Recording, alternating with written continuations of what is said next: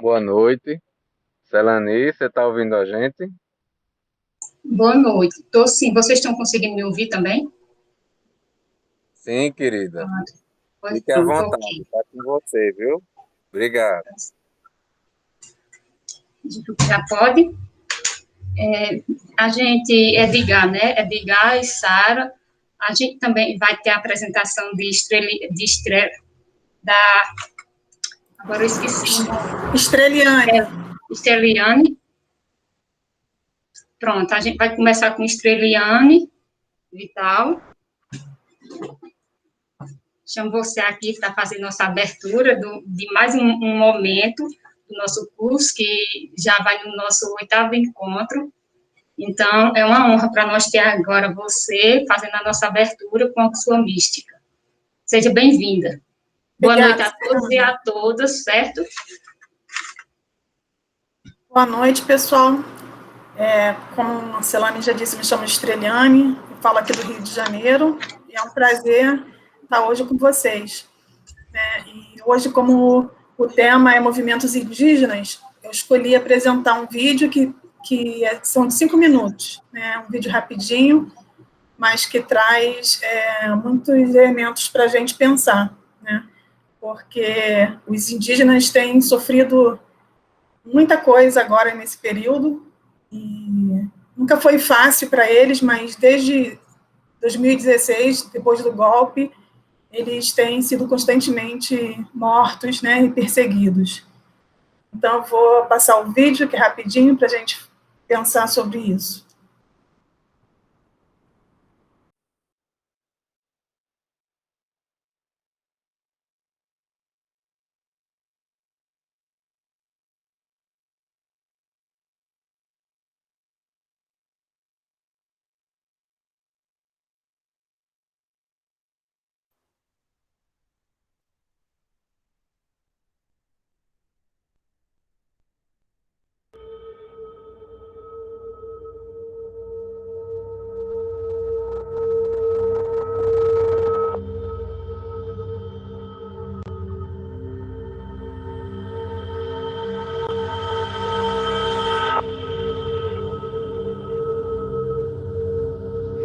Nós sabemos o que é opressão, nós sabemos o que é violência, nós sabemos que só com luta é que nós vamos conseguir aprimorar a verdadeira democracia.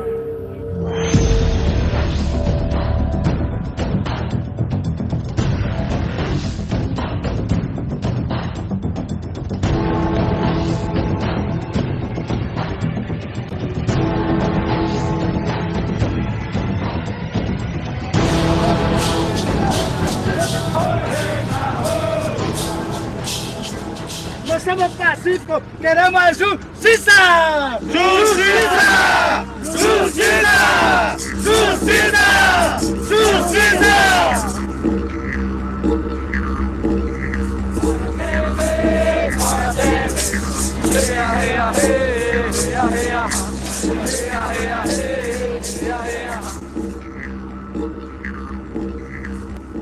Se não temos representantes no Congresso, vamos mobilizar nossos parentes Caiapó e outros parentes de luta para mostrar à sociedade nossa mensagem.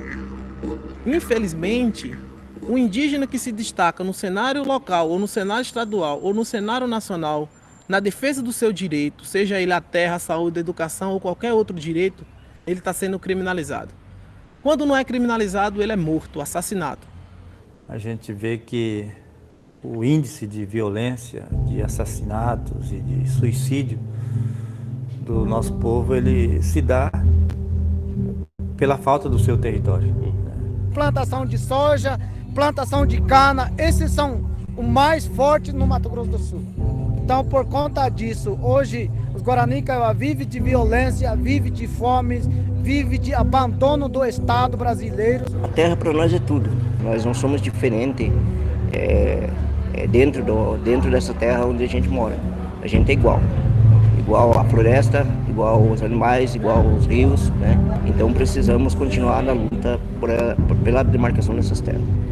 Arior Kakum, Gimekuniamu, Nego meio bacangoroi, meio ngo cangoroi que.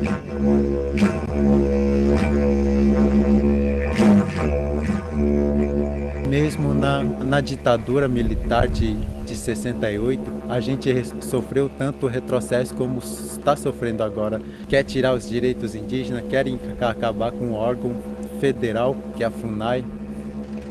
A região Nordeste faz muitos anos e não vê uma terra demarcada. O que leva o governo nos botar nessa realidade é preconceito racial. Não vamos nos calar, não vamos entregar o poder nas mãos daqueles que estão ali todo dia lutando contra nós, adotando medidas anti-indígenas, de acesso e exploração à mineração em territórios indígenas, que está aí lutando para legalizar o desmatamento na Amazônia, para construir mais hidrelétricas. Nós não podemos permitir mais isso.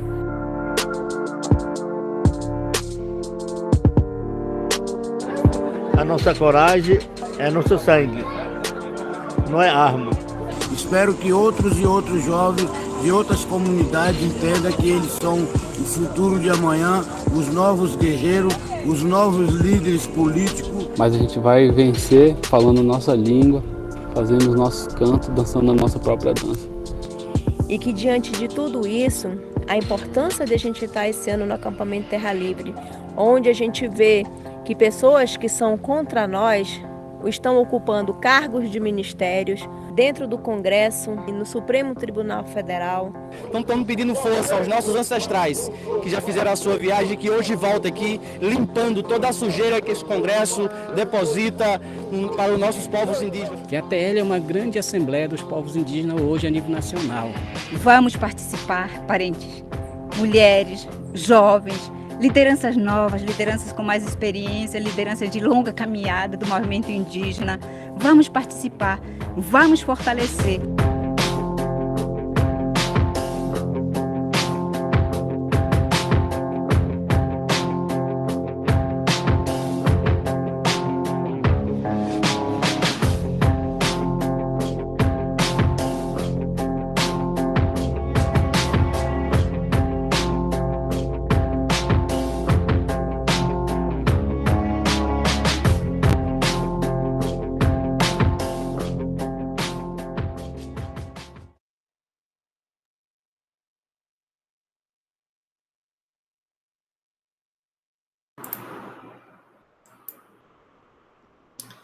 Espero que eu tenha contribuído para a noite de hoje, para o tema, né? E nem cabe mais palavras, né? Eles já falaram por eles mesmos. Boa noite e eu passo a palavra. Boa noite, Estreliane, e obrigada por a sua participação. Belíssimo vídeo para dar entrada ao nosso debate de hoje. Eu me chamo Estreliane, sou pedagoga pela UEPB. Atualmente eu estou mestrando no programa de pós-graduação daqui da Universidade Federal da Paraíba, na linha de Educação Popular, e também eu faço parte do Estelar, que é um grupo de pesquisa em extensão popular. E hoje, nossa conversa de hoje vai ser sobre movimento indígena do povo Chucuru, certo? Hoje estaremos recebendo uma colega minha também, do grupo de pesquisa Estelar, que é a Anne. Ela é pedagoga pela Universidade Federal Rural de Pernambuco, é do povo Chucuru, do Ororubá, falei certo, Ana, e é mestranda também no programa do qual eu faço parte, é Educação Popular, também da linha de Educação Popular, faz parte também da minha equipe de extensão popular, que é o Estelar. Anne, ela atua no movimento indígena por meio de coletivo da juventude, de seu povo, o coletivo de mulheres e pelo coletivo de educação. Anne, você vai ter 30 a 40 minutos para trazer sua riqueza de vida para a gente, essa aprendizagem. Eu tenho certeza que todos aqui vão aprender um pouco do seu povo, certo? E nesse momento, então, você terá 30 a 40 minutos, e depois disso nós abriremos para questões que podem serem postas no chat, que contarei com a ajuda de Sara, Edgar e Felipe para me auxiliar, e também vocês podem pedir permissão para também fazer a pergunta, certo? Ou não, se não for uma pergunta, um comentário acerca da fala de Ana. Então, Ana está com vocês. Uma boa aprendizagem hoje, através de Ana. Oi, pessoal, boa noite. Eu peço para que vocês confirmem se vocês me ouvem, por favor. Tá. Sim, Ana. Porque eu tenho umas fragilidades técnicas, mas estou tentando aqui me adaptar. Então, vamos lá. Eu agradeço pelo convite, né? Fico muito feliz por estar aqui hoje conversando com vocês. Vi que tem bastante gente, muito massa. E agradeço também a Celani pela apresentação. Então, eu não vou me reapresentar, não. Como ela disse, meu nome é Anne e eu sou indígena do povo Chucuru do Ororubá. O meu povo é um dos 13 povos indígenas do estado de Pernambuco e nós estamos aqui localizados no município de Pesqueira e Poção. Nosso território corta esses dois municípios que estão localizados na região agreste, quase sertão. Pesqueira é a última cidade do agreste pernambucano e logo após Pesqueira já vem Arco Verde, que é a primeira cidade do sertão do Moxotó. Eu sempre faço bastante questão de falar sobre a nossa localização, porque é comum que as pessoas entendam que não existem indígenas nas regiões de sertão, né? Ou seja, mais distantes da capital ou mais distantes do que a gente entende como floresta, né? Essa floresta tropical. Mas a região Nordeste, por incrível que pareça, é a segunda região em número, né, com o maior número de comunidades indígenas do Brasil, só perde para o Norte. E eu também gosto de trazer esse dado porque às vezes assusta algumas pessoas, né? Porque as pessoas passam a vida inteira dizendo que não conhecem nenhum indígena ou que não conhecem nenhuma comunidade indígena e muitas vezes não sabem que perto das suas cidades existem território, existem povos ali que habitam aquelas regiões. Chucuru do Ororubá. Nós temos aqui na nossa organização sociopolítica início da nossa luta através do cacique Chicão Chucuru, ou cacique Mandaru, como a gente chama, né, que foi assassinado no final da década de 90 pelo latifúndio aqui no município de Pesqueira, por conta do nosso processo de retomada de terra. O início da nossa luta, ela está lá em 1500, né? Que a gente entende que a colonização ela tem início com a tomada da terra. E o nosso povo demora um pouco para conseguir se rearticular, tendo em vista as investidas e as violências que nós passamos, né, durante tantos séculos. E apenas na década de 80, a partir do cacicado de Chicão, é que o povo chucuru começa a se reorganizar para o processo de retomada do nosso território ancestral. Esse início, ele teve assim como todas as lutas dos povos indígenas e povos originários do Brasil, tem um início sangrento, infelizmente, né? Muitas pessoas foram assassinadas para que hoje nós pudéssemos ter a nossa terra demarcada e homologada dentro de todos os trâmites da lei. E ela tem, né, esse estopim, a luta tem esse estopim no assassinato do cacique Chicão, que é no final da década de 90, no ano de 98, no dia 20 de maio de 1998, ele é assassinado aqui no município de Pesqueira, a mando do latifúndio local, e esse latifúndio, ele assassina Chicão pensando que através do seu assassinato, a luta do povo ia cessar, a luta do povo ia se enterrar.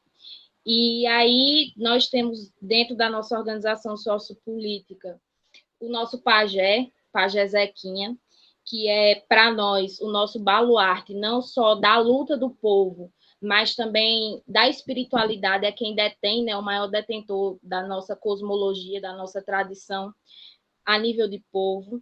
E o pajé, ele faz um ritual sagrado e escolhe um novo cacique a partir desse assassinato de Chicão, e quem a natureza sagrada indica para ser o novo cacique do povo chucuru é o cacique Marquinhos, que inclusive vocês viram aí nesse vídeo que passou agora, o cacique Tatuí, ele assume a luta ainda muito novo e pega um momento de luta nesse processo, né, de dificuldade. Primeiro porque ele era filho de Chicão, então se imaginem, você ter acabado de perder seu pai de forma violenta e brutal, e injustificável, e você com 21 anos herdar uma luta e herdar o posto de cacique do povo. Então, foi um início de luta bem difícil. Nós estávamos também ainda no processo de trâmite legal, né, da demarcação, da delimitação da terra. E o cacique o cacique Tatuí, ainda conseguiu fazer retomada de 3 outras aldeias, até que em 2002, finalmente, saiu o nosso processo de homologação de terra indígena. Hoje, nós temos 24 aldeias e o nosso território ele tem um total de 27.555 hectares de terra, aqui entre as cidades de Pesqueira e Poção. A partir da retomada da terra, e que fique bem claro, tá, gente? Eu acho que qualquer povo indígena, qualquer indígena de qualquer região, vai frisar muito em falar sobre a terra, porque nós não vivemos sem o nosso território. O território, ele não tem um significado apenas do espaço de onde eu habito, mas é onde habita a coletividade, o povo, a comunidade. Então, é onde habita toda a nossa história, onde habita toda a nossa tradição, onde habita todos os nossos costumes, e é onde habitam também os nossos ancestrais. A gente costuma dizer aqui que na Serra do Ororubá correm soltos nossos encantados, porque para nós, quando um guerreiro ou uma guerreira toma na luta ou faz a passagem, que é normal, eles voltam para o território na defesa desse território agora de forma espiritual, não mais na matéria. E depois do processo de retomada desse território, que tem um significado, né, que eu acabei de explicar para vocês, muito maior do que apenas ter a posse da terra, mas da importância de ter a posse da terra também, porque a partir da terra ter uma autonomia alimentar e poder plantar, colher e se alimentar e não passar mais fome, nem privação, nem ter que se submeter a todo tipo de subemprego ou humilhação para poder viver. É a partir da terra que a gente consegue também ter um teto sobre as nossas cabeças, porque muitas famílias indígenas que saíram, foram expulsas do território, viveram transeuntes, viveram na rua, aqui nos municípios de Pesqueira e no município de Poção, quando não viveram em situação de escravidão e semi-escravidão, trabalhando para os latifundiários, donos das fábricas que foram instaladas aqui no município, né? Então, nós vivenciamos isso, e essa história é uma história recente do meu povo, não é uma história longa, né, de longa distância, lá dos idos de 1500. É uma história que a gente viveu agora, nos anos 80, que meu pai viveu, que meus tios viveram, que meus avós viveram, e que eu já cresci dentro desse processo de luta, já com o território retomado. De qualquer forma, após a tomada do território, nós começamos a nos organizar enquanto povo, né?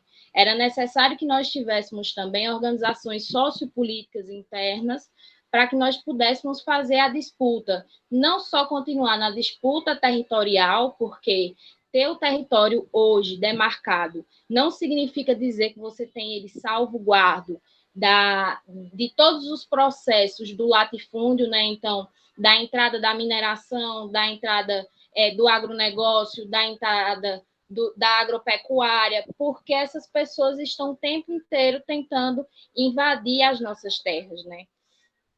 Então, além da necessidade de se reorganizar em torno de organizações específicas para vigilância e manutenção do território, foi necessário também que nós criássemos outras instâncias para tratar da vida nesse território, porque tudo bem, agora nós temos um território retomado, a gente precisa de escola, a gente precisa de posto de saúde, a gente vai precisar de trabalhar uma agricultura específica e diferenciada, a gente vai precisar trabalhar com outros meios para que a gente possa subsistir nesse território também, que a gente possa criar, que a gente possa chegar nessa terra sem males que a gente tanto quer e construir o nosso bem viver.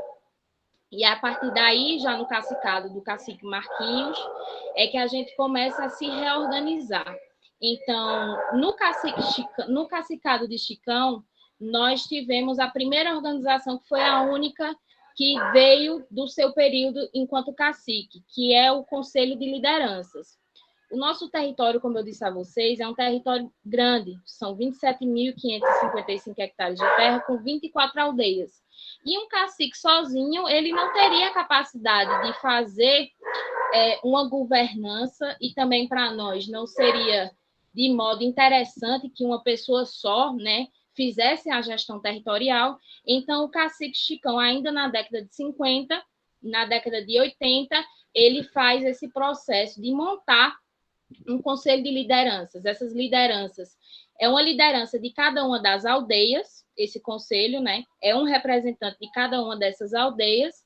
Além dos representantes das aldeias, são pessoas que fazem parte do conselho. O cacique, o pajé, a mulher cacique, que é a nossa Sacarema, e nós temos também representantes da juventude e da saúde. Isso é o Conselho de Lideranças do Povo Chucuru do Ororubá. A partir desse Conselho de Lideranças, outros conselhos foram surgindo nesse processo de formatação e de reorganização das instâncias sociopolíticas do povo. Então, nós criamos o primeiro a ser criado foi o Conselho de Educação, que é a COPICHO, que é o Conselho de Educação de Professores Indígenas Chucuru do Ororubá. A partir da COPICHO foi criado também o CICHO, que é o Conselho Depois do CICHO foi criado a Jupago Crencá, que no nosso dialeto significa terra, a terra da cabeça, é uma coisa importante para nós, e Jupago atua como um conselho dos agricultores e das agricultoras Chucuru do Ororubá. Nós somos um povo tradicionalmente agricultor, então a gente vem fazendo já um trabalho de alguns anos também para reorganizar a agricultura dentro do nosso povo, a partir da nossa agricultura ancestral. Porque, vejam, quando nós perdemos o nosso território, ele foi tomado de nós por quem o colonizou, esse território ele passa a ser utilizado dentro de uma perspectiva outra que não a nossa de agricultura. Então, de uma agricultura da monocultura, de uma agricultura que maltrata a terra, né, que esbolha a terra, que bota fogo na terra, de um agronegócio que coloca o gado em cima do alimento. Então, isso foi ficando com quase que uma tradição. E a Jupago, quando ela nasce, ela também tem essa dimensão de trazer para o indígena, olha, a gente tem que parar de estar se utilizando de técnicas que não são nossas, que machucam a nossa mãe terra, e voltar a utilizar uma agricultura ancestral, que hoje a ciência determina, né, como e chama de agricultura, agroecologia ou agrofloresta, coisa que os povos indígenas já vêm fazendo na América Latina há mais de 3.000 anos. Além da Jupago Crencá, nós temos também a Poiala e Molaigo, que é o Conselho de Juventude. Nós temos também o Grupo de Mulheres Guerreiras Sacarema, Chucuru do Ororubá. E nós temos também, eu estou tentando lembrar aqui para ver se eu não deixei passar nada, mas eu acho que essas são as organizações que nós temos hoje ativas dentro do povo, né? E todas essas organizações, elas juntas, fazem o que a gente chama de organização sociopolítica de uma gestão territorial. Então, essa gestão ela é descentralizada, ela não é pensada a partir de um indivíduo, que seria o cacique, mas ela é pensada por todos esses grupos, e nós temos um momento, eu não sei se nós temos aqui na sala, entre nós, pessoas que já tiveram a oportunidade de conhecer o meu território e o meu povo, mas nós temos anualmente uma assembleia. E essa assembleia, ela hoje, inclusive o nosso cacique costuma dizer, não é mais uma assembleia só do povo chucuru, ela se tornou uma assembleia popular, porque vem muitas pessoas, muitos não indígenas, indígenas de outros povos, companheiros de outros movimentos sociais que vêm para trocar com o Chucuru e a gente conversar e, enfim, estreitar os nossos laços, aprender um pouco sobre a história um dos outros. Mas essa Assembleia ela também se constitui como uma das organizações sociopolíticas do povo, porque é o momento no ano em que a gente reúne todas as aldeias durante 3 dias para discutir um tema específico e tratar de um projeto. O que é que a gente quer, durante aquele ano, melhorar sobre aquele tema. Essa Assembleia, ela cresce, nasce também, é pensada a partir do assassinato do cacique Chicão, quando ele é assassinado. O povo se reúne, pensa nessa estrutura, porque o cacique Marcos era muito novo e precisava dialogar com a comunidade. Então, essa Assembleia surge nesse momento, né, de muito medo, de temerosidade, mas também de muita luta, muita vontade do povo de continuar se colocando, de não retroceder e dizer, não, a gente precisa estar sempre junto, sempre organizado para poder continuar no processo da nossa luta. Então, essa Assembleia surge nesse momento e hoje nós já estamos na 13ª Assembleia do Povo Chucuru do Ororubá. Essa Assembleia ela é feita anualmente na aldeia Pedra d'Água, é a aldeia da retomada, né? A retomada do nosso território vem a partir da aldeia Pedra d'Água, a resistência. Ela tem início nessa aldeia, e é uma aldeia muito importante para nós também, porque é onde tem o nosso rei do Ororubá, onde a gente faz os nossos rituais sagrados, e a aldeia em que está lá descansando o corpo, né, a matéria de muitos dos nossos guerreiros e guerreiras, porque é onde as pessoas são enterradas. Então, é uma aldeia muito importante, sagrada para nós, e anualmente nós recebemos, inclusive fica aí o convite, tá? Esse ano, infelizmente, por conta desse processo de pandemia, a gente não pôde abrir o território para receber as pessoas, mas nós fizemos a nossa assembleia via online, de forma online, porque nós, como pessoas do nosso século, né, do século XXI, os povos indígenas que vivem o presente, temos também acesso à internet, à tecnologia, e, enfim, a tudo que as pessoas não indígenas têm. E a gente faz uso dessas plataformas também para divulgar um pouco o nosso processo de luta. Eu acho que, inicialmente, é isso. Foi a fala que eu preparei para que nós pudéssemos nos conhecer. E aí eu fico no aguardo, tá, Celani e demais, de perguntas e enfim, de reflexões que vocês queiram trazer para mim. Eu acho que eu pensei nessa fala inicial de apresentação.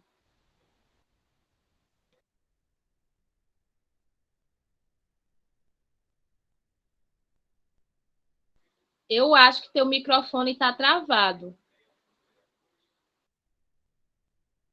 Obrigada. Abri agora. Obrigada, Ana, pela tua participação, um pouco para a gente. Como eu já havia colocado antes, que vocês podem fazer as perguntas no chat, ou também fazer aqui, certo? Pronto, já tem um inscrito, Marcelo. E também, Ana, já de início de conversa, eu já vou deixar a minha para ti também, certo? Porque, assim, eu gostaria de saber como é que tu se vê como mulher indígena e você fala ocupar o território, né? E hoje você está ocupando um território que é a universidade, certo? Então, como é que você se vê dentro de um espaço que era renegado por várias pessoas, né? Incluindo você. Então, aí, eu queria saber como é que você se vê como mulher, também que era negado, também esses espaços para a gente, certo? Determinados cursos, a gente sabe, determinados cursos, que ainda tem uma questão ainda de o curso para mulher, de pedagogia, certo? E ainda hoje a gente vê muita mulher, só o curso de pedagogia tem muitas mulheres. É difícil a gente ver um homem na nossa sala, que a gente vai fazer pedagogia, né? Então, assim, eu gostaria de que você dissesse como é que você se vê como mulher indígena e ocupando o território da universidade. E outra questão também que eu queria já colocar para ti é como é que vocês estão vendo e sentindo esse momento, porque a gente sabe que a gente foi colonizado de uma forma cruel e ainda estamos vivendo essa crueldade, principalmente em governos que não são muitos pacíficos, certo? Então, como é que vocês estão se vendo diante desse contexto que a gente está vivenciando, com ataques à universidade pública, com ataques aos movimentos sociais, com ataque ao movimento indígena? Então, eu gostaria de ver uma visão sua a respeito disso também. Pronto, e agora eu abro também para os candidatos.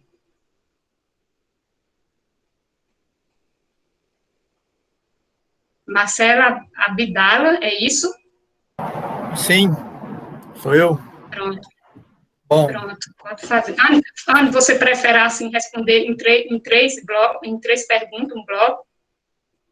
Ou você prefere? Pronto, três. Prefiro. Tá bom. Bom, licença.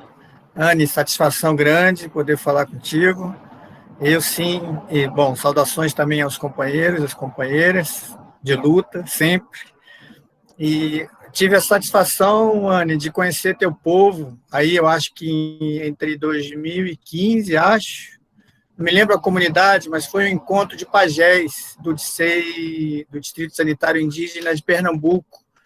E aí eu fui junto com a pajé Mapuluca, Maiorá, num evento acho que de 3 dias, haviam vários caciques, né, havia várias atividades de noite, né, teve uma atividade fechada, inclusive só para os pajés, um ritual. E aí a minha pergunta, na verdade, mais uma curiosidade de saber um pouquinho mais, se você puder falar um pouco, é sobre os rituais de reza, né, e a questão da Jurema, também do uso da Jurema nos rituais sagrados, isso como promoção de saúde, como isso promove saúde para o teu povo, para a tua gente, né, e como isso vem sendo feito agora, nesse momento de pandemia, se tem sido realizado isso. Isso eu gostaria de saber um pouquinho mais. Eu mando saudações também para o Edinaldo, que é um amigo meu também, Edinaldo Chucuru, de Ororubá. Sim, Edinaldo da Aldeia Lagoa, né? Obrigada, Edgar. E agora, Marcelo. E agora, Alexandre. Boa noite, Anne. Tudo em paz? A minha pergunta é a seguinte. Você falou muito em terra, né? A terra associada aos índios, né? Nós, não índios, ainda não entendemos a importância da terra. Talvez pelo fato de não entendermos o conceito de homem. E vocês, índios, entendem muito bem esse conceito, né? É um conceito bem mais amplo do que a gente ainda busca. Ou seja, vocês entendem que terra é homem, é ser humano também. Não há uma dissociação, não há uma separação. Vocês não entendem como nós entendemos, podemos dizer assim, né? E eu acho isso formidável, porque é um conceito muito amplo de ser humano, né? Muito amplo mesmo. Tem um índio norte-americano do século XVIII, não me recordo qual era a tribo, que ele dizia: nós somos parte da terra e a terra é parte de nós, né? E isso é importante para entendermos, porque a pergunta é a seguinte, né? Para você acha que o MST entende como vocês entendem a questão da terra? A luta deles seria uma luta pela questão humana ou apenas por uma questão de espaço geográfico, de terra também? Só terra, no sentido não indo de entender essa questão. Então, essa é a minha pergunta, minha colaboração. Anne, fica à vontade para dialogar, certo? Nossas questões. Certo. Boas perguntas. Inclusive, essa do Alexandre, muito importante. Eu achei muito... Enfim, vou tentar respondê-la. Mas vamos lá, seguir a ordem. Celani. Para essa questão de ser mulher e indígena na universidade, né? Então, na minha experiência, né? A primeira vez que eu tive que sair aqui do meu território para ir para a universidade foi quando eu fui fazer a graduação, né? E, de fato, não é um espaço que ainda nos compreende. Eu só vim ter dimensão da não compreensão da academia para com a população indígena quando eu fui fazer parte de um projeto de extensão que existia na unidade onde eu me formei, da Rural do Pernambuco. E nesse projeto de extensão, éramos 4 alunos bolsistas, 2 pessoas diretamente ligadas ao antigo Ministério do Desenvolvimento Agrário e os professores. E desses 4 alunos, todos eram indígenas. Éramos eu, Chucuru, tinha 2 parentes, Funiô, e uma outra parenta, Moema, que era Pancararu, todos aqui do estado de Pernambuco.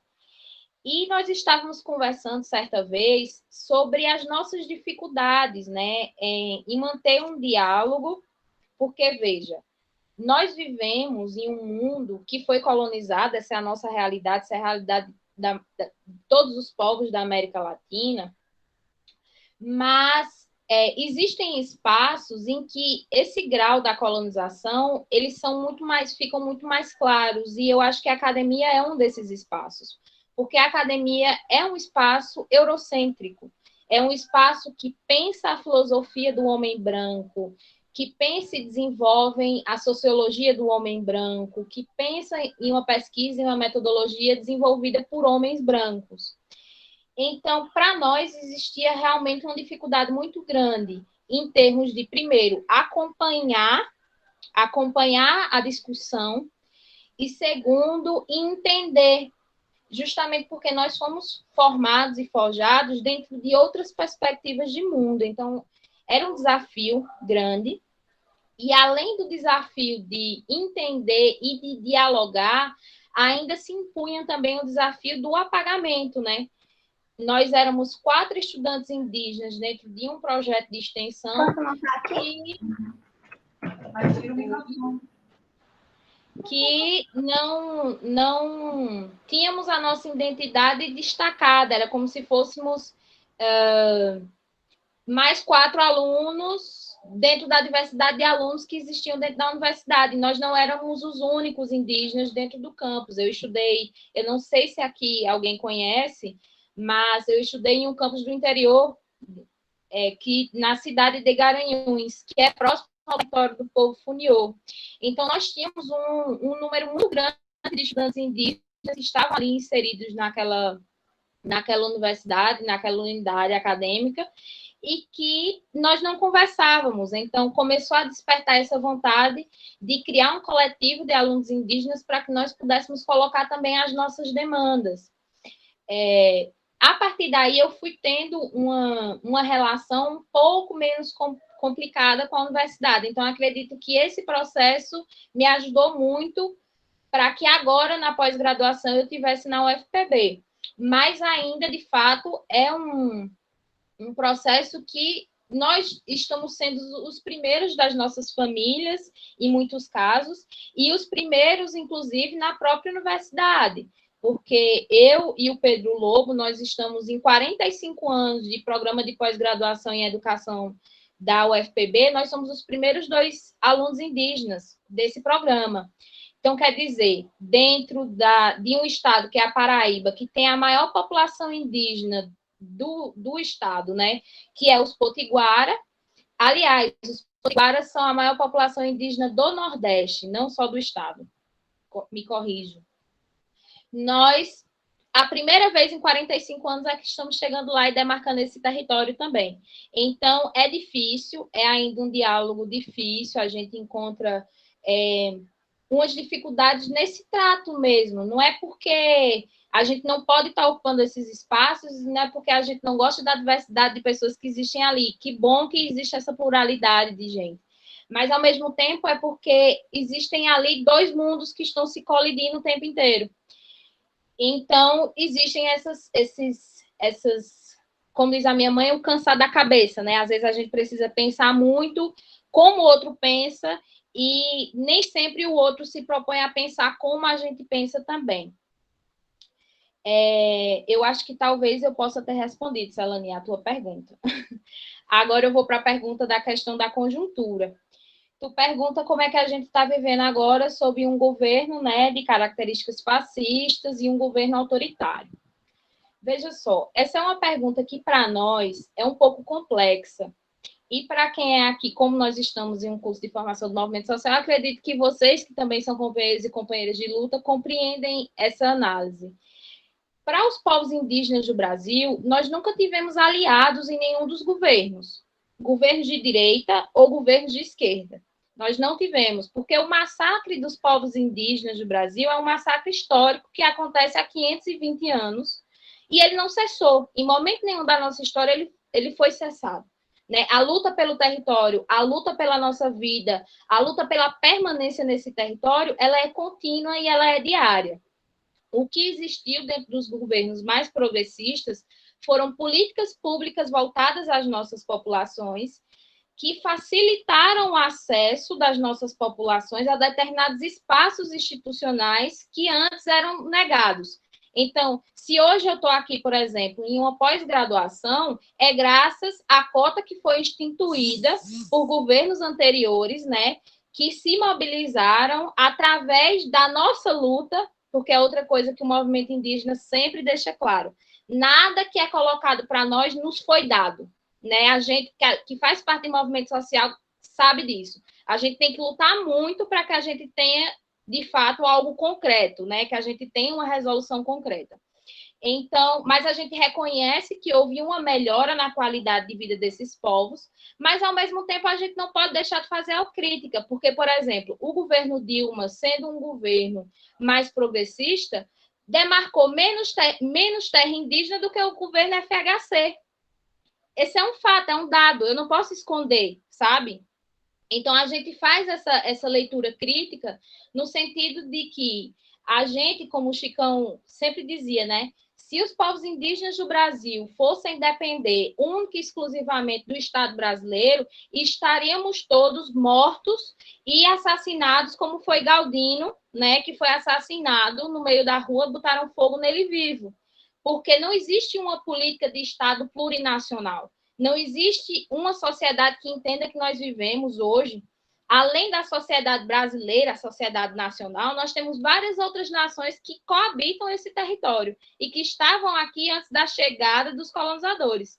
Hoje nós temos 305 povos, é um número, uma diversidade gigantesca de tradição, de cultura, de língua, de cosmologia, de identidade, de epistemologia, e que não reconhecer essas nossas diferenças e não demarcar essas nossas diferenças e, principalmente, não demarcar as nossas terras, existem muitos povos hoje que estão passando ainda o seu processo de luta para a demarcação de terra, e nós estamos vivendo uma conjuntura que assusta, porque eu não sei se vocês têm acompanhado, mas está em pauta novamente a questão do marco temporal, que para nós é uma agressão profunda, porque é uma tese que determina que as terras indígenas só poderão ser demarcadas se os povos indígenas já tivessem, em 88, ocupando essas terras.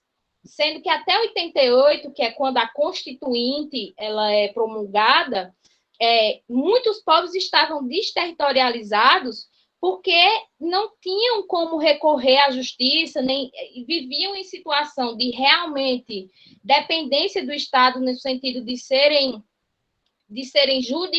juridicamente representados pelo SPI, pela FUNAI, e que não tinham condição de autonomia de exercerem, né, e nem lutarem contra o agronegócio, porque a gente está falando de um povo, como fez a defesa lá da nossa emenda, né, de povos, como falou o Ailton Krenak, que lutavam com pedra, com flecha e com burduna, enquanto vem o agronegócio com arma de fogo, com trator e tudo que não presta, com a violência que é desproporcional.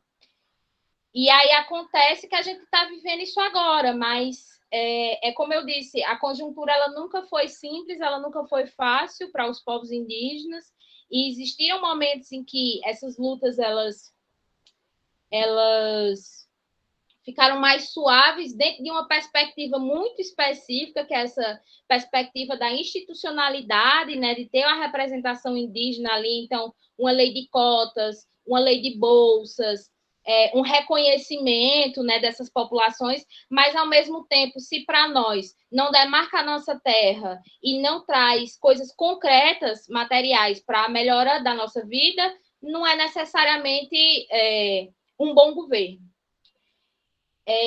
Vamos lá agora para a pergunta de Marcelo, né? Marcelo perguntou sobre a questão dos rituais e como, a partir deles, dos nossos rituais sagrados, se nós estávamos trabalhando alguma coisa. Só uma pergunta, Marcelo, é sobre a questão do coronavírus, agora a questão da pandemia, ou é de forma geral a tua pergunta? Eu queria saber como é que está sendo se você pudesse falar um pouco dos rituais, né, de reza e da Jurema Sagrada, né, como algo que promove a saúde para o teu povo, e também como está isso no contexto da pandemia agora, se vem sendo realizado, se vocês adaptaram, transformaram isso em algo que seja possível de desenvolver para manter os rituais, como é que está isso? Certo, entendi. Veja só, em relação à pergunta que você faz inicialmente, né, sobre a questão da Jurema Sagrada. Aqui em Chucuru, a gente costuma dizer que sem os nossos rituais a gente não teria nada. Nem a gente teria nada, nem a gente seria nada.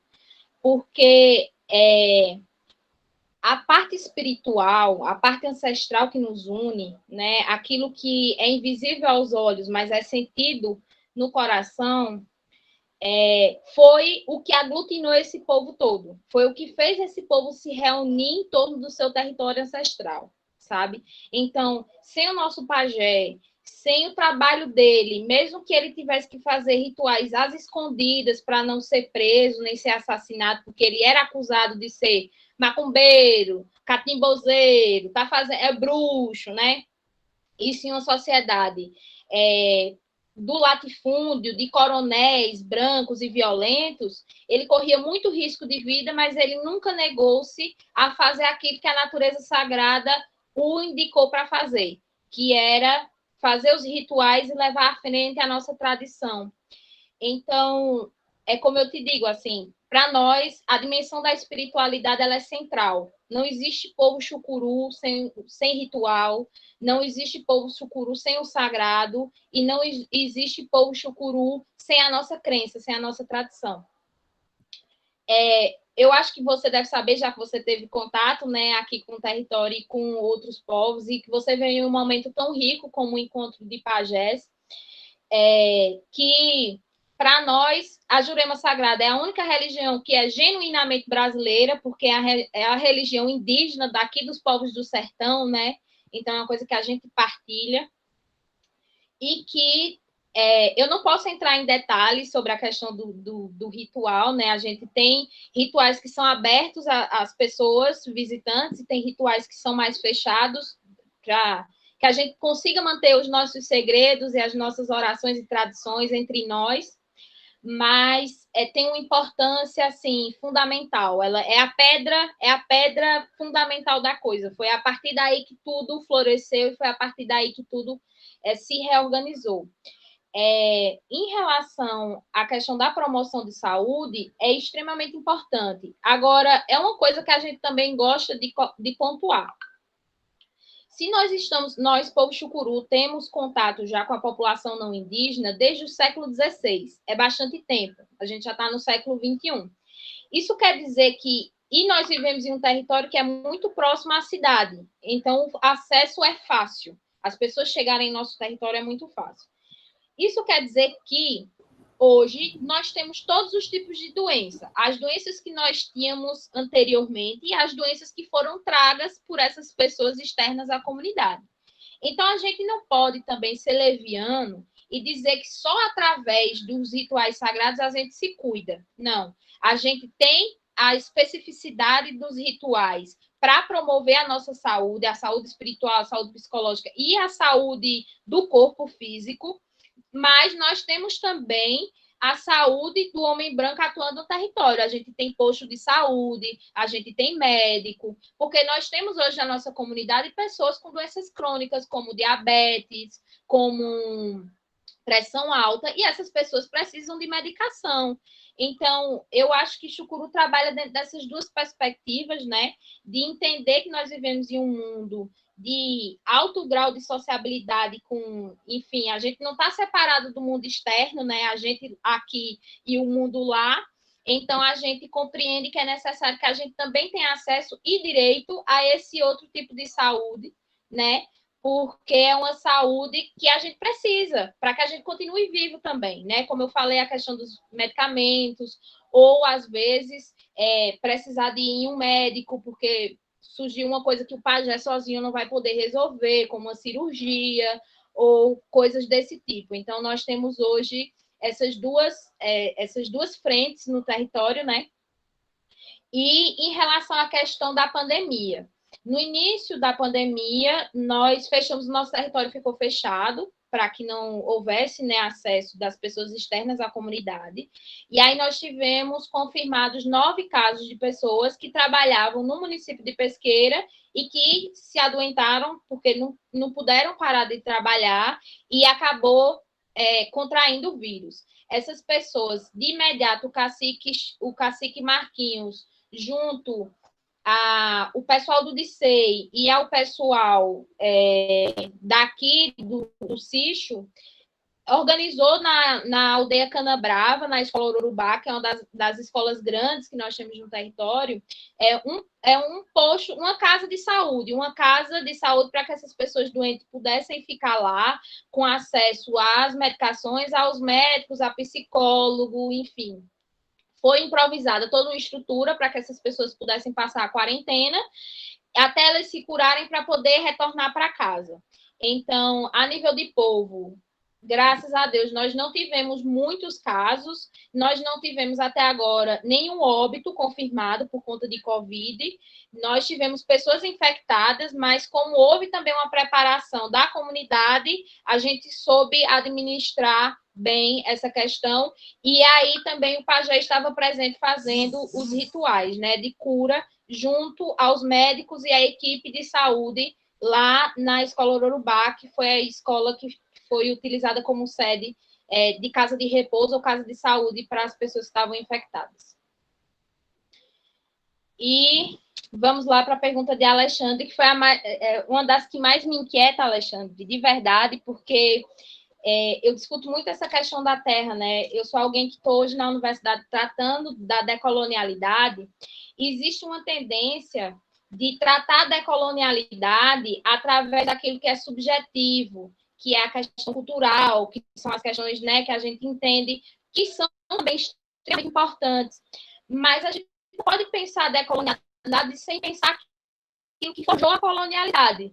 A colonialidade, ela tem início a partir da tomada dos nossos territórios, né? A colonialidade, ela começa assim, ela começa com um povo chegando, um povo estranho chegando e tomando a nossa terra.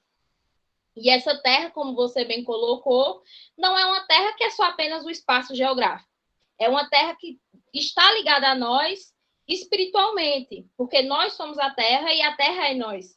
A relação que os povos indígenas têm com a terra é uma relação de perceber o outro, de ver que é uma coisa viva, que está viva, que precisa, assim como nós, de cuidado, que precisa de zelo, para que continue viva e que, a partir dessa vida, tantas outras são codependentes, não só nós, né? Nós, seres humanos, que precisamos nos alimentar, por exemplo, da terra, mas todos os outros seres vivos que habitam essa terra, porque nós temos dentro de um bioma, por exemplo, uma infinidade de vidas, né, de animais não humanos que estão ali, da vida das plantas, das ervas, de tudo aquilo que faz com que nós sejamos nós, porque é de onde a gente retira a nossa cura, é de onde a gente retira o nosso alimento. Então, para nós é impensável violar esse espaço. O cacique Chicão dizia isso, que Nós não estamos na terra para fazer dela negócio. A terra não é um negócio onde eu chego,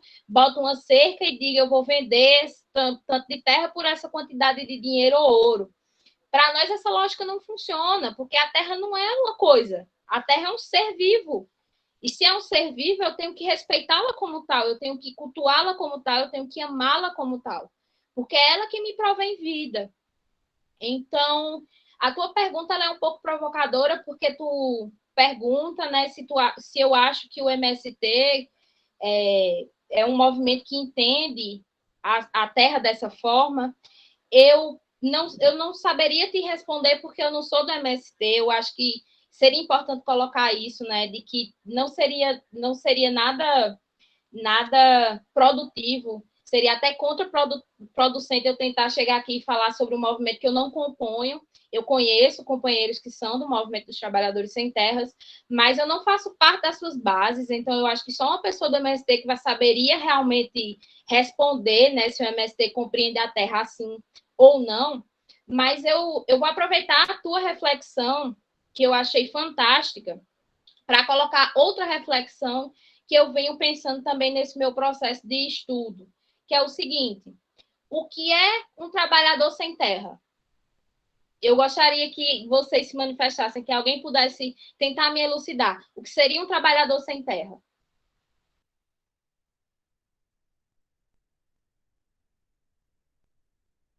Se alguém quiser falar, ou se alguém quiser mandar no chat.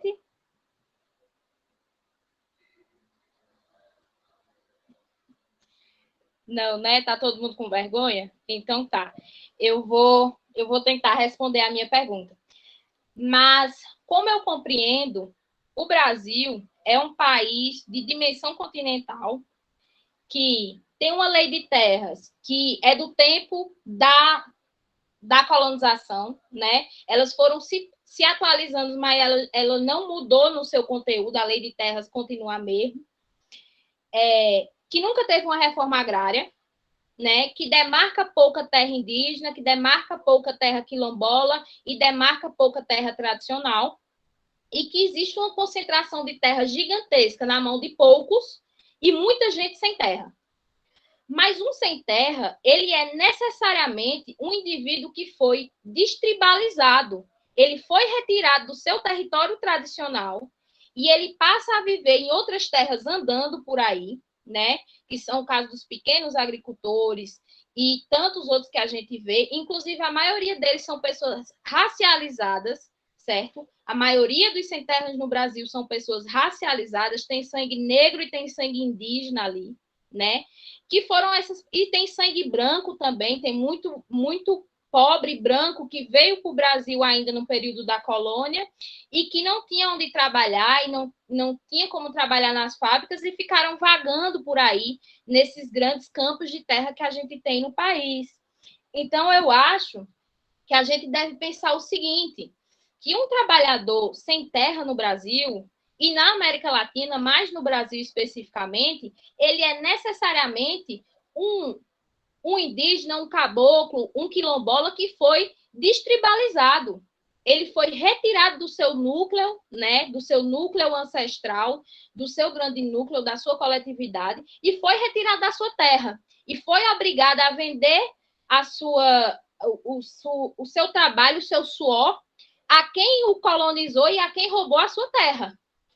Então, para mim, quando alguém fala sobre isso, agora, se é todo sem terra que tem esse pensamento, se entende dessa forma, eu não sei. Mas eu acho que nós, como pessoas que habitamos os campos, as florestas e o interior, a gente precisa começar a se hermanar nessa discussão para entender que a gente só vai avançar enquanto país se de uma vez por todas a gente conseguir retomar essas terras inteiras, porque é muita terra para o agronegócio, pouca terra para a gente, e a gente vive muito mal nas cidades. Muito mal nas cidades. Quem tem que sair do seu território e ir para as cidades sabe disso. Então, se cada sem terra, se cada sem teto, se cada pessoa que vive em uma favela pensar que pode voltar para a terra e fazer uma retomada, essa pessoa está decolonizando, essa pessoa está radicalizando na luta e ela está indo de encontro com o bem viver. Porque ali ela vai ter como produzir, ali ela vai ter como se alimentar e ela vai ter onde morar, sem ter que estar se humilhando e se privando de todo tipo de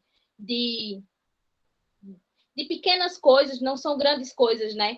Mas as pequenas coisas para viver bem.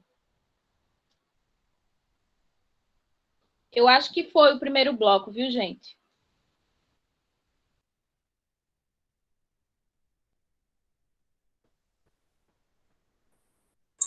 Obrigada, Anne. Nós vamos entrar para o segundo bloco. Só estou vendo uma pessoa que vai se inscrever. Vou fazer uma pergunta pelo chat também, se não quiser expor a voz, certo?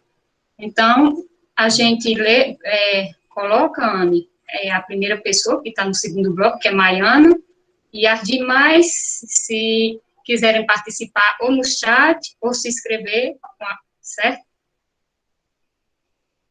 Pronto, Maiana, você pode fazer essa pergunta.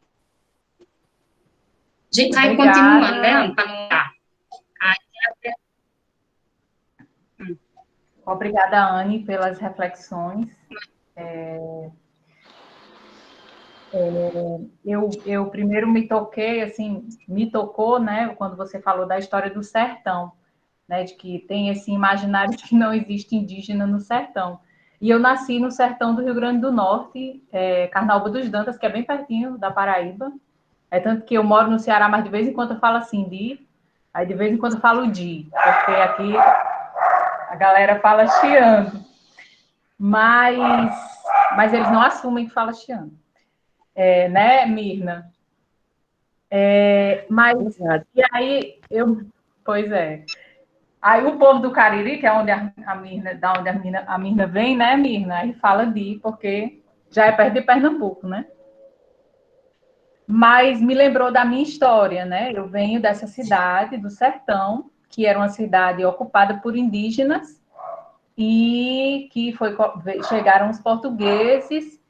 E o que diz da história da cidade é de que chegou esse cara que tem um monumento dele na praça, né? Eu não me lembro o nome dele, graças a Deus, que era um homem branco, e que dizem que a cidade foi povoada a partir de um estupro, né, dele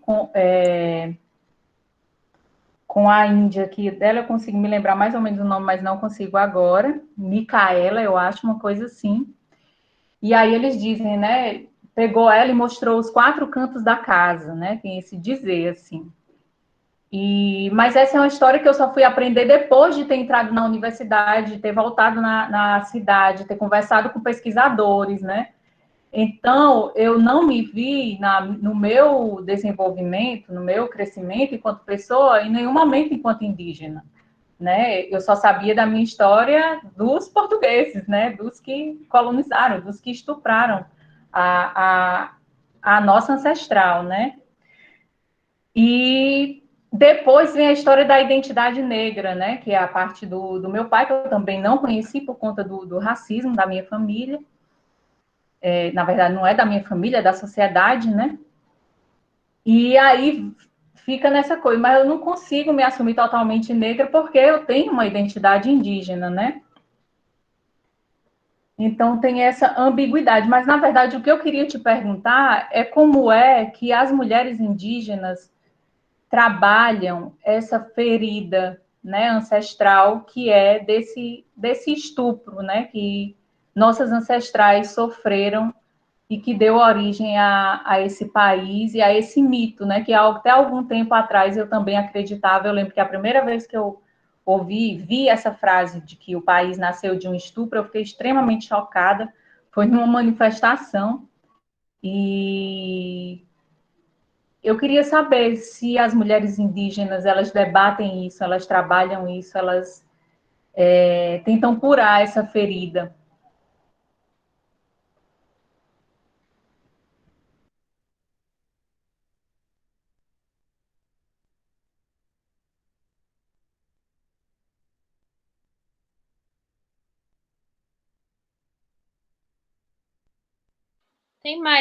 Tem alguém anotando aí? Tem mais pessoas inscritas ou foi só a Maiana? Não, até agora Maiana. Anne, querida, eu não ia falar não, eu ia deixar rolar aí para ver se... Mas como essa fala da Maiana também tocou alguns pontos que um tempo desse eu estava pensando e conversando com a minha companheira e com algumas pessoas, juntando essa questão aí do estupro, de vez em quando eu escuto algumas pessoas, assim, meio que um burburinho de alguns, digamos, intelectuais, né, até do campo progressista, dizendo que foram as mulheres indígenas que garantiram o processo de colonização. Eu sempre fiquei meio chocado com esse tipo de aberração, mas isso vindo do lado, né, do que se diz da esquerda progressista, isso me choca ainda mais. Mas o que eu ia dizer era também de como tu enxerga, né, provavelmente bem contrário a essas questões, porque, por exemplo, o que a Maiana destacou é muito romantizado de que esse processo, né, de, digamos assim, de miscigenação do homem branco e da mulher indígena é uma coisa, um romance. A Disney é clássica nisso, né, em ter filmes, né, aquele Pocahontas, e, enfim, diversas coisas desse tipo, né, romantizando uma ideia, né, do processo de colonização, de invasão, dominação e de morte, e de estupro, transformando isso num romance. Como é que vocês veem isso e de como lidar com isso, né, no contexto? Porque isso faz parte também, né, do processo de colonização, que é colonizar a cabeça da gente, né, como a gente compreende as coisas, de forma alienada, né, é o papel da ideologia também funcionando, né? Como é que tu enxerga isso? Enfim, queria te ouvir um pouquinho sobre isso.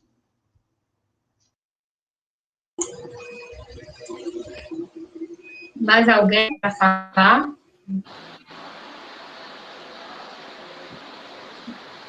Eu não sei se eu posso falar de novo. Fale, Você espera alguém falar mais um pouquinho.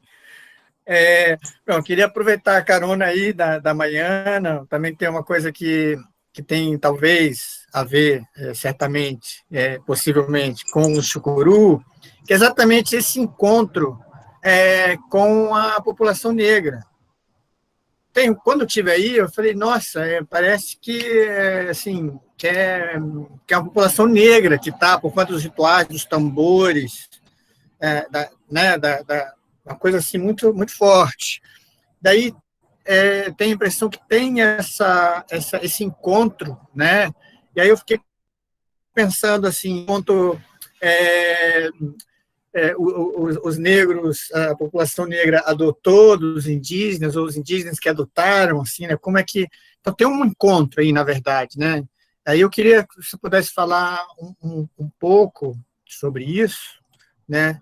E não sei se eu podia comentar também um pouco o que o Renan estava falando. Eu até tive uma aula ontem muito interessante com o Davidson, que é um cara que estuda o Fanon, que é um teórico interessante, fala da questão do racismo, da colonização e tal. E aí ele falou que teve não me lembro qual autor que falou, mas não, se foram os negros que colonizaram o país, não os portugueses. Mas no sentido de que, majoritariamente, no país, a população é negra, né? 51%, considerando a população negra e parda. Então, nesse sentido de que os negros é que colonizaram, né? Não no sentido negativo da colonização e tal, né? Mas no número maior de pessoas que, enfim, que compõem, né, junto com os indígenas, a população brasileira, né?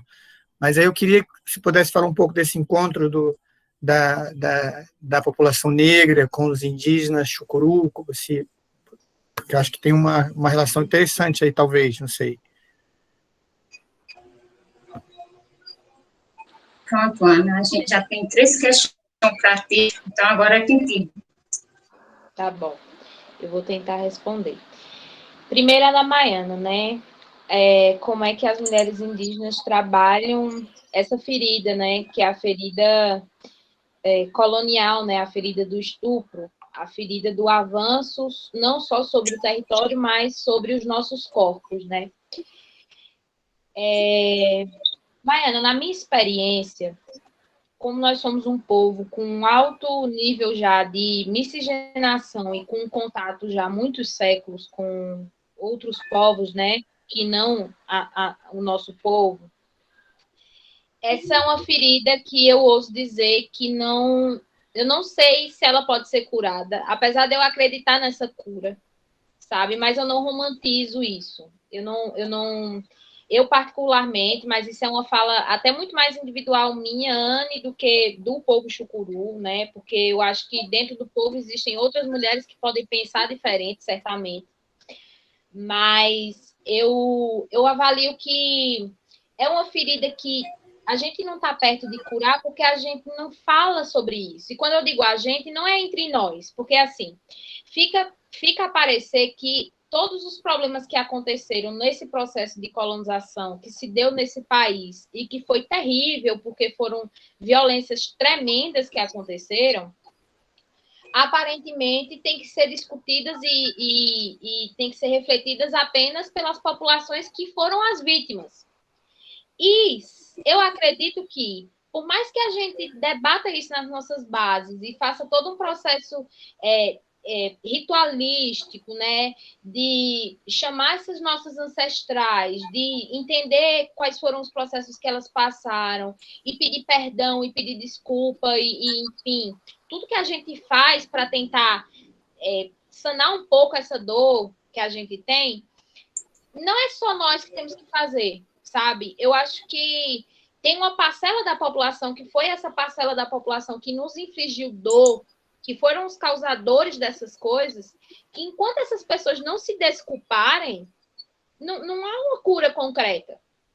E no Brasil não há desculpa, porque a colonização ela foi tão romantizada que ela não é nem vista como um processo violento. É como diz, eu acho que cai muito na pergunta do Renan e do Marcelo, né? Dessa coisa dela ter sido tão romantizada que as pessoas imaginam que não tem o porquê se desculpar. Né? Essa coisa de minha avó foi pega no laço, minha avó foi pega no cachorro.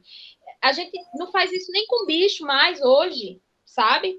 E a gente está falando de pessoas que foram enlaçadas e que foram violentadas e que foram barbarizadas, brutalizadas naquilo que era mais sagrado, que era o seu próprio corpo, né? Que é aquilo que é nosso. Então, eu avalio que essas questões a gente só vai conseguir pensar em uma cura quando esse país que a gente vive, né, esse país que hoje chamam Brasil, ele tentar se redimir com esses povos.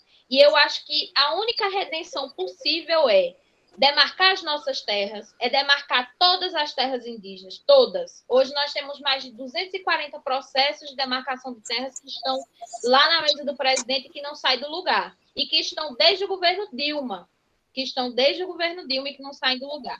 Então, eu acho que o primeiro seria demarcar todas essas terras, e o segundo seria reconhecer, de fato, não é só o reconhecer dando uma menção honrosa, nem criando uma política pública pequena, importante, mas pequena. Eu estou falando reconhecer a nível de nação, que nós habitamos essa terra, que esse território também nos pertence, sabe? Eu acho que a gente só vai evoluir quando a gente chegar nisso. Nós temos exemplos aí, por exemplo, dos nossos parentes vizinhos da Bolívia, que conseguiram, através de tantos anos de luta, declarar um Estado plurinacional. E mesmo eles tendo tomado o Estado e tendo modificado as leis, dentro desse sistema capitalista, não conseguem viver bem, porque foram golpeados, né? O nosso parente Evo Morales foi golpeado, foi tirado do seu espaço enquanto presidente, e nós tivemos que assistir às barbaridades que foram faladas e cometidas novamente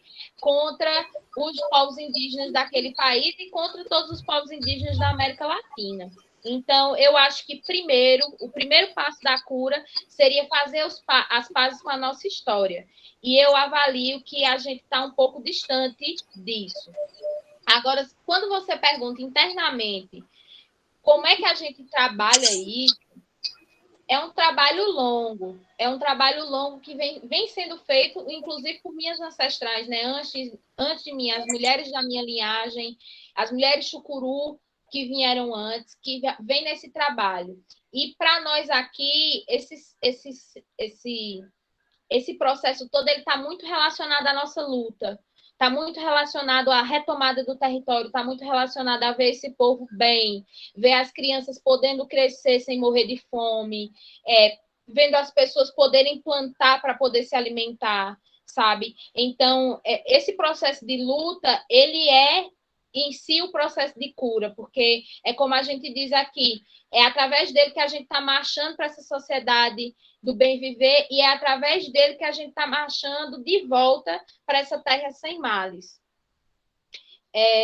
A pergunta de Renan é uma pergunta que eu acho que eu talvez tenha tratado dela também aqui, né, sobre essa questão que a Maiana levanta, mas eu queria só colocar uma coisa, Renan, que é justamente por isso que para nós é tão difícil dialogar. Você coloca que escuta isso, inclusive, de companheiros e companheiras progressistas, né, das pessoas que estão dentro do que a gente chama de esquerda e que etc. Justamente por conta dessa negação da história e dessa não possibilidade de fazer as pazes com essa história que a gente tem e dessa romantização da colonização que falas como essas surgem e que teorias como essas são criadas e argumentos como esses são ditos. E esse tipo de coisa é um processo colonial, né? Porque nos atinge demais. Você chegar e dizer que, sei lá, minha avó, minha tataravó, que viveu uma relação com uma pessoa não indígena porque foi forçada, viveu porque quis ou porque se apaixonou, é uma coisa indecente, chega a ser indecente você afirmar uma coisa dessa, né? Então, para nós, realmente, assim, é combater esse tipo de fala em todos os ambientes e tentar trazer a nossa história. Eu acho que tem uma pesquisadora do povo maori que ela diz uma coisa que, para mim, é muito significativa. Ela diz, os povos indígenas do mundo inteiro, eles conseguem se reconhecer na narrativa de luta histórica que a gente criou, porque é uma luta, ela é uma luta tão sangrenta, ela é uma luta tão pesada, e ela é uma luta tão justa, porque é a luta pela vida, é a luta pela sobrevivência, né? É a luta para a compreensão de que nós somos humanos também, sabe? A nossa humanidade, ela também é possível de existir. E ela fala sobre essa narrativa histórica que envolveu todos os povos indígenas em um só discurso, e esse discurso ele é tão forte, ele é tão potente, que ele é capaz de neutralizar as piores das agressões. E eu acho que o nosso papel, sendo indígena sim ou não, mas de pessoas que puderam ter acesso a informações, ou seja, que foram descolonizando e decolonizando a mente, é de repassar essas informações e de rebater esses argumentos. Eu acho que a partir disso a gente está tentando, de alguma forma, restaurar aí algum equilíbrio, né? E para finalizar, sobre a questão de Marcelo. Tu perguntar aqui no caso de Chucuru, com a questão da miscigenação da população negra. Antes de responder a pergunta em si, Marcelo, eu gostaria de fazer uma provocação também, que é o seguinte: tu fala, né, que já ouviu algumas pessoas falarem que, na verdade, o Brasil foi colonizado por pessoas negras e que, ainda que se tenha esse teor de uma colonização que não seja brutal e etc., eu acho que o movimento negro não tem... Eu não sei, porque eu não faço parte, né, do movimento, mas assumir a colonização é uma coisa tão ruim, não tem como você tentar diminuir ou você mudar a perspectiva do que foi o processo colonial. Porque colonizar é em si uma coisa ruim, é você chegar em um espaço, é você se autodeclarar dono desse espaço e de tudo que está nesse espaço. Então, assim, não é você só invadir a terra, que isso por si só já é um problema gravíssimo, mas é você invadir as mentes, invadir os corpos, isso tudo que a gente está conversando, né? Colonizar é isso. Então, eu acho que não tem como você tentar romantizar essa palavra e dizer que seria uma colonização boa, porque não existe colonização boa. Eu acho que nem as pessoas de África, né, que foram também colonizadas e arrastadas para cá à força, gostariam de se ver como colonizadores. Então, não sei, mas talvez os companheiros do movimento negro, eu particularmente nunca vi ninguém reivindicar a colonização, não. Mas, se houver, a gente está aí para trocar também, porque eu acho um pouco problemático. De qualquer forma, sobre a sua pergunta agora, sim, nós temos aqui em Pesqueira, além de ter duas populações indígenas, porque nós temos Chucuru de Ororubá e Chucuru de Simbres, nós temos 3 quilombos. E esses 3 quilombos, eles estão muito próximos do nosso território. A gente tem uma inserção com essa população quilombola também muito grande. Inclusive, um desses quilombos, que se chama Quilombo Serra do Osso, é um quilombo que eles têm rituais, eles têm uma ritualística que mistura muito a Jurema e o Candomblé. Então, você percebe a influência da população indígena e da população negra, e eles têm também um grupo de capoeira que se chama o Índio Negro, porque nós temos, de fato, essa miscigenação potente e grande com a população negra também aqui do município de Pesqueira, e principalmente com a população quilombola, que é também muito apagada, porque é uma cidade que tem 3 quilombos e que pouco se ouve falar sobre esses quilombos e os quilombolas aqui do nosso município.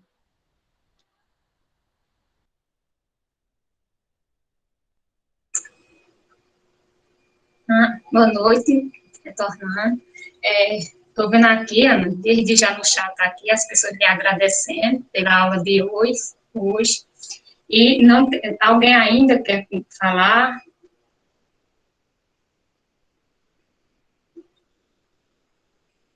Não? Então, Ana. Oi?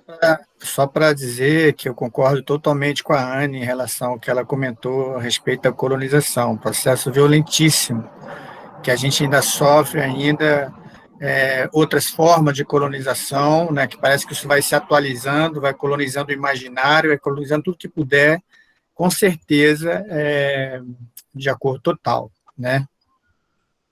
Também acho. Também acho. Eu acho que a gente não deve colocar as vendas que eles estão querendo nos nossos olhos, né? As vendas que eles dizem que são bonitas, umas palavras bonitas que eles usam, né? E a gente sabe que por detrás das palavras dele tem todo um contexto de violência, autoritarismo, né? Então, também, ótima fala de Ana, ótima a pergunta de vocês que participaram aqui. E, desde já, quero agradecer a presença de Anne, por trazer um pouco do seu conhecimento, do seu povo para a gente, certo, Ana? As perguntas que foram feitas, porque só Ana e só também, né, Ana? A gente é da educação popular, a gente sabe que um só não faz a conversa rolar. Então, assim, fico muito agradecida à participação de todas e todos, certo? E, em seguida, agora, passo a fala para a Ana fazer suas considerações, seus agradecimentos. E, mais uma vez, Ana, obrigada pelo enriquecimento que você proporcionou nessa noite para a gente, certo? Celani, oi. Deixa eu dizer minha gratidão a você pela mediação, a Anne, por essa aula maravilhosa que ela deu para a gente, e dizer assim que eu tenho muito orgulho de estar acompanhando a Anne no processo de pós-graduação dela, e de estar sendo um parceiro dela nesse momento, onde ela e Pedro Lobo, né, são os primeiros estudantes do PPGE aqui da UFPB, né, que vem dos povos indígenas, né, dos nossos povos originários. E como eu disse a ela desde o início, disse a Ivonaldo, a Silva, no processo de seleção, né, eu quero aprender bastante com ela e com todos os saberes dos nossos povos indígenas. Obrigado, viu, Anne? Muita honra ter esse privilégio de acompanhar você nesse processo, e vamos trabalhar para a gente ampliar, né? Vir novas companheiras e companheiros aí dos povos indígenas nas suas várias, né, comunidades para ocuparem o nosso PPGE também. Obrigado. Seu sentimento também de aprendizagem era o meu, certo, Pedro? Quando eu soube da última seleção que vinha Anne e vinha outra, eu disse desse jeito, eu era para ter ficado nessa seleção aqui, porque eu queria estar nesse contato, dessa aprendizagem. Eu até disse a uns amigos meus, sabe, do mestrado, eu disse, não, mas não era o meu momento. Mas agora está sendo, né, que a gente é do Estelar e está sempre em contato. Então, Renan vai falar? Não, era só para saber, porque eu queria, né, para terminar, eu acho que a Anne vai falar também, mas eu queria ler um pequeno conto aqui de um livro de Eduardo Galeano, desse livrinho Bocas do Tempo. Eu acho que é interessante, enfim, a fala de Anne traz muitas reflexões nessa perspectiva, e, enfim, eu sempre lembro de Eduardo Galeano quando eu tenho a oportunidade, né, a satisfação de conversar com ela e de escutar um pouco das reflexões dela. Para mim, tem sido uma alegria muito grande, né, como o Pedro disse, Helene disse, estar tendo essa possibilidade de conviver com ela e aprender bastante com ela. Aí eu queria ler, é bem pequenininho, é um textinho desse livro chamado Bocas do Tempo, e aí tem um texto que se chama Parentes, a cara de ano também, né, como... O texto é o seguinte, né, em 1992, enquanto eram celebrados os 5 séculos de algo assim como a salvação das Américas, um sacerdote católico chegou a uma comunidade afundada nos grotões do sudeste mexicano. Antes da missa, a confissão. Em idioma torrolobal, os índios contaram seus pecados. Carlos Lenkensdorf tratou de fazer tudo o que pôde traduzindo as confissões, uma atrás da outra, embora soubesse muito bem que é impossível traduzir certos mistérios. Aí vem as falas dos indígenas, né? Diz que abandonou o milho, traduziu Carlos. Diz que muito triste está o milharal, muitos dias sem ir. Aí o outro diz que maltratou o fogo, espancou o lume, porque não ardia bem. E outro diz que profanou a vereda, que andou dando golpes de facão sem razão. Aí o outro diz que machucou o boi. Aí o outro diz que derrubou uma árvore e não disse a ela o motivo. O sacerdote não soube o que fazer com aqueles pecados, que não aparecem no catálogo de Moisés. Obrigada, Renan, por você trazer, Galeano, que adoro também. Anne, antes da tua fala também, antes de eu já agradecer a todos, também queria trazer para a fala final Esteliane Vidal, a do Rio de Janeiro, que fez nossa abertura, para ela dar também as considerações dela finais desse nosso momento. Vocês desenriqueceram a noite de hoje e os convidados também. Agradecida muito a vocês. Pessoal, eu só tenho a agradecer pelas palavras, eu agradeço muito, eu fico muito feliz quando a academia proporciona esses espaços de debate com os nossos, né, que são as pessoas que estão no front, são as pessoas que estão na luta, então, eu estou sempre disponível para contribuir, apesar de estar aqui tentando me reorganizar com essa questão da tecnologia, porque realmente tem sido um desafio, mas eu realmente, para mim, essa parte da academia é que faz o meu coração pulsar, que é a troca, que é a partilha, que é a possibilidade de nos ouvir e de aprender coletivamente. Então, eu agradeço imensamente as pessoas envolvidas na organização do Estelar, né, que é o meu grupo de pesquisa, do meu professor orientador, o professor Pedro, que está aqui, da Celani e do Renan, que são os colegas do Estelar também, e todos vocês que ficaram aqui, né, comigo agora, com nós, para trocar essa ideia. Agradeço muito. Eu vou terminar lendo também um trechinho muito rápido, tá? Porque eu sei que a gente já estourou o tempo, passou 2 minutos, mas eu recentemente li um texto muito interessante, que se vocês quiserem depois eu posso até me propor para disponibilizar, do Erasto Felício e do Joelson Ferreira. Eles são militantes da Teia dos Povos, da Bahia, e eles fizeram um texto muito interessante que saiu na revista Jacobim Brasil, está online, então é uma coisa de fácil acesso, que se chama Paz Entre Nós, Guerra aos Senhores, uma tradição rebelde de alianças. E aí tem nesse texto uma parte, né, eles fazem uma entrevista com o cacique Babal do povo Tupinambá. E o cacique, ele diz uma coisa que eu acho que eu vou terminar com isso, porque eu vim com essa perspectiva de instigar realmente um pouco vocês e me instigar também nesse processo de construção compartilhada. O cacique Babal, ele fala o seguinte: minha gente, não existe inferno. O inferno é isso que nós estamos vivendo. Morrer 1.470 pessoas no mesmo dia e o presidente dizer que é uma mentira. Aproveita a pandemia, meu povo, marcha para a terra. Um homem só domina 1 milhão de hectares de terra. Para que ele quer 1 milhão de hectares de terra? Aonde tem uma favela com 300 mil pobres amontoados, uns sobre os outros. Saiam os 300 mil pobres, vá procurar esse fazendeiro que tem 1 milhão de hectares de terra. Se liberte e, a partir de lá, você construa uma vida. Morra lutando por vida, mas não morra de pandemia esperando um respirador de ar. Quem nos dá o ar é o sagrado, é a floresta. Eu queria terminar com essa reflexão, porque eu achei ela muito potente. E em tempos de Bolsonaro e de pandemia mundial, é uma reflexão realmente, né? A Terra chamando a gente de volta. Estreliane.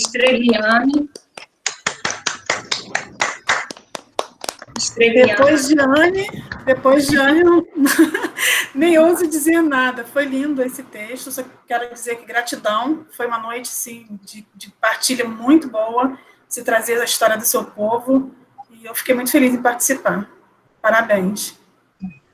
Obrigada a todos e todas, obrigada também à equipe da organização dessa formação, obrigada ao meu professor Pedro também, como a Ana já colocou, que nos oferece uma oportunidade de formação, né, porque enquanto está nessa formação sobre movimentos, é uma formação também de mediação, né, esse movimento também da universidade, junto com o professor Pedro, ele também nos oportuniza isso, esse momento de formação de mediação, certo?